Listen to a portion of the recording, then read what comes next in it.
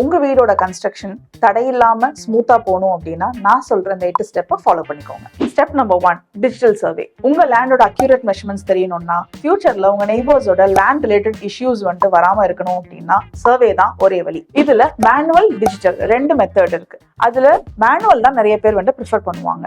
ஏன்னா டிஜிட்டல் வந்துட்டு எக்ஸ்பென்சிவ்னு சொல்லி நினைக்கிறாங்க. ஆனா டிஜிட்டல் சர்வே தான் நான் ப்ரிஃபர் பண்ணுவேன். ஏன்னா அதுல தான் ப்ரிசைஸ் அண்ட் அக்யூரேட் மெஷர்மெண்ட்ஸ் நமக்கு கிடைக்கும். Step 2, soil test. ஒரு சர்டிஃபைடு ஜியோ டெக்னிக்கல் இன்ஜினியர் மூலியமா நம்ம ஒரு சாயில் டெஸ்ட் எடுக்கணும். அந்த சாயில் டெஸ்டோட cost less than 0.5% of the project cost தான் நம்மளுக்கு ஆக போகுது. ஆனா அதுதான் 90% ஆஃப் த பில்டிங்கோட ஸ்ட்ரக்சர் ஸ்டெபிலிட்டியை வந்து முடிவு பண்ண போறது. Step 3, water test. நம்ம லேண்ட்ல உள்ள போர் வாட்டர் எடுத்து ஃபர்ஸ்ட் வாட்டர் டெஸ்ட் பண்ணணும். வாட்டர் டெஸ்ட் பண்ணா மட்டுமே தான் அதுல உள்ள சால்ட் கண்டென்ட் எவ்வளவு இருக்குன்றது நம்மளுக்கும் தெரியும். அண்ட் அதை வந்து கியூரிங் பர்பஸஸ்க்கோ ட்ரிங்கிங் பர்பஸஸ்க்கோ யூஸ் பண்ணலாமா வேண்டாமா அப்படின்றத நம்ம முடிவு பண்ண முடியும். Step 4, proper planning and structural designing. ஒரு ஆர்கிடெக்ட் மூலியமா ப்ராப்பரான அந்த பில்டிங்கான பிளானும் ஒரு ஸ்ட்ரக்சரல் இன்ஜினியர் மூலியமா அந்த ஸ்ட்ரக்சரல் டிசைனும் நம்ம ரெடி பண்ணி வச்சுக்கணும். இதை பண்ணாதான் உங்களோட கன்ஸ்ட்ரக்ஷன் எப்படி வரப்போகுதுன்றத முன்கூட்டியே நீங்க விஷுவலைஸ் பண்ண முடியும். Step 5, material selection for each stage. உங்க கன்ஸ்ட்ரக்ஷன்ல சிமெண்ட், ஸ்டீல், கல்லு மண்ணுல இருந்து டைல்ஸ், பெயிண்ட் வரைக்கும் என்னென்ன மெட்டீரியல் நம்ம யூஸ் பண்ண போறோம்ன்றத தெரிஞ்சு அதை அண்டர்ஸ்டாண்ட் பண்ணிக்கிட்டு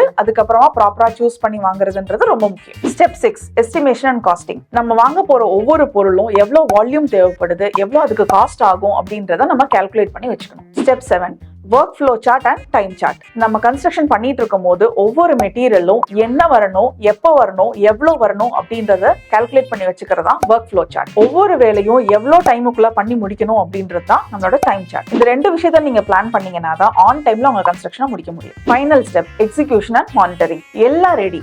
இப்போ என்ன, வேலையை ஆரம்பிக்க வேண்டியதுதான். வேலையை ஆரம்பிச்சா மட்டும் போதுமா? நம்ம என்ன பண்றோம், எப்படி பண்றோம்ன்றத மானிட்டர் பண்ணிக்கிட்டே இருக்கணும்.